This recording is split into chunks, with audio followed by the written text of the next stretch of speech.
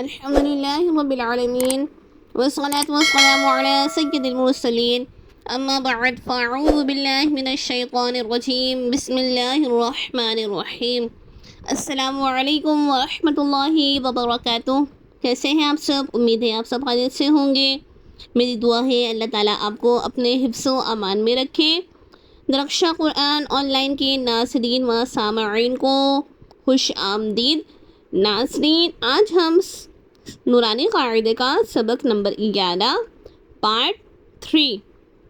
آج کے ہم سبق میں یہ سیکھیں گے کہ وقف کی حالت میں ہمیں کھڑا زبر، حرف مدہ اور ساکن ورڈ کو ہم کس طرح پڑھیں گے.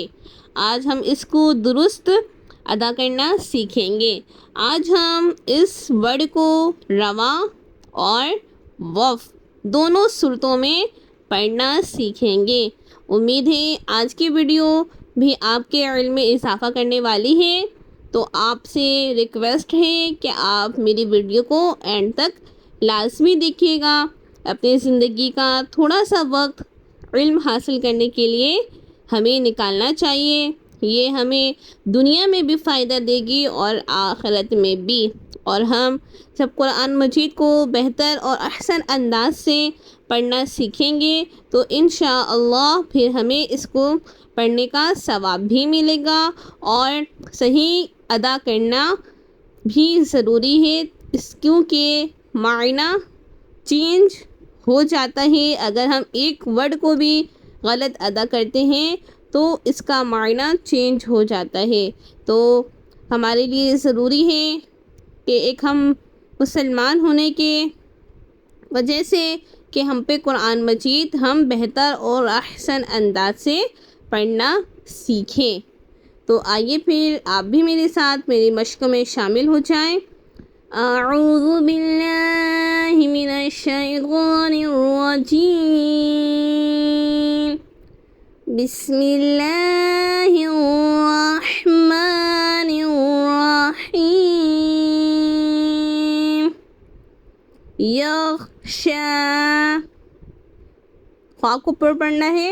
یخشا یخشا. اب دیکھیں ناظرین، شین کے ساتھ جو یا لگا ہوا ہے تو ہمیں اس یا کو نہیں پڑھنا ہے. اس یا کو ہمیں نہیں پڑھنا ہے کیونکہ یا پر کچھ بھی نہیں ہے. نہ زبر ہے، نہ زیر، نہ پیش، نہ کھڑا زبر، نہ کھڑی زیر. کچھ بھی اس کے اوپر حرکات نہیں ہیں، کھڑی حرکات نہیں ہیں. تو ہمیں اس شین کو نہیں پڑھنا ہے. ہمیں وقف کی حالت میں بھی یخشا پڑھنا ہے. وقف کی حالت میں ہمیں کھڑا زبر کو اسی طرح ادا کرنا ہے جس طرح ہم رواں میں ادا کرتے ہیں.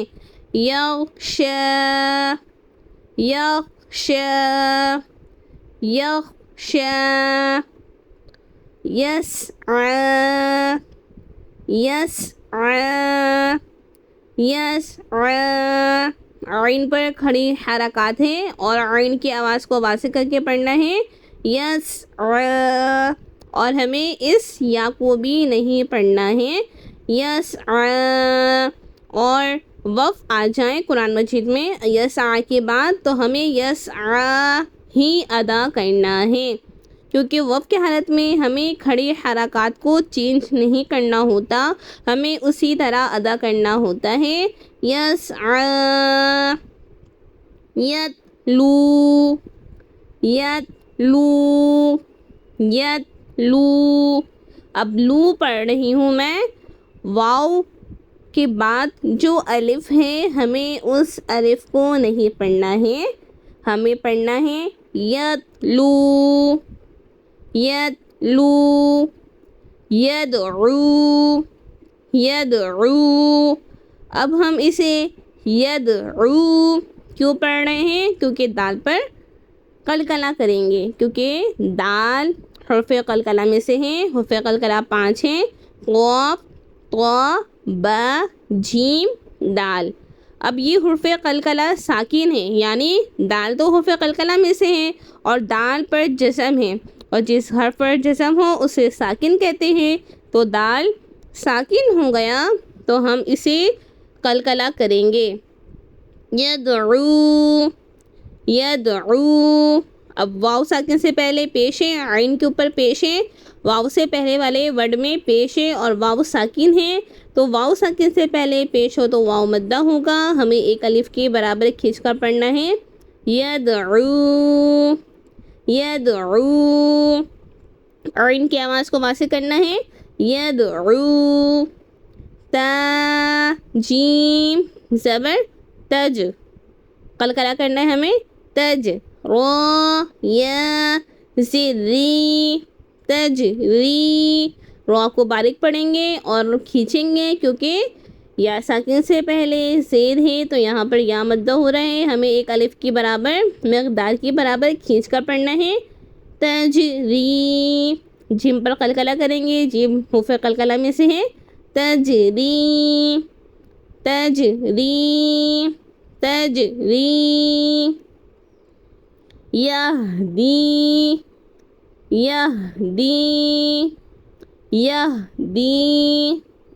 یغنی یغنی. القط القط. قاف کو پر یعنی موٹا پڑھیں گے کیونکہ قاف حروف مستعلیہ میں سے ہیں.